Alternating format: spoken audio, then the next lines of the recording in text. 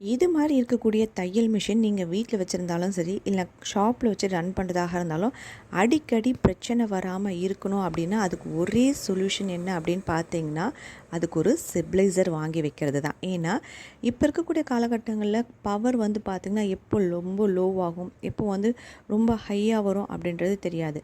அது மாதிரி லோவாகி ஹையாக வரும் பொழுது மிஷினில் இருக்கக்கூடிய அந்த செட்டிங்ஸ் வந்து பார்த்திங்கன்னா உங்களுக்கு வந்து ஜாம் ஆகிடுச்சு அப்படின்னா நார்மலாக நம்மளால் ஈஸியாக சர்வீஸ் பண்ணவே முடியாது. மெக்கானிக் கிட்ட கொடுத்து அந்த போர்டு வந்து நம்ம சரி பண்ணி தான் வந்து ஃபிக்ஸ் பண்ணுற மாதிரி இருக்கும். அதுக்கு ஒரு 3-4 டேஸ் கிட்ட ஆகிடும்.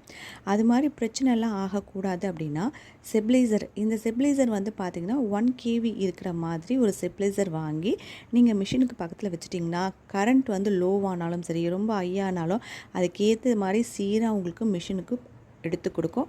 அப்போ தான் உங்களோட மிஷினுக்கு அடிக்கடி எந்த ஒரு பிரச்சனையும் இல்லாமல் ரொம்ப ஸ்மூத்தாக ரன் ஆகிட்டுருக்கும். ட்ரை பண்ணுங்கள்.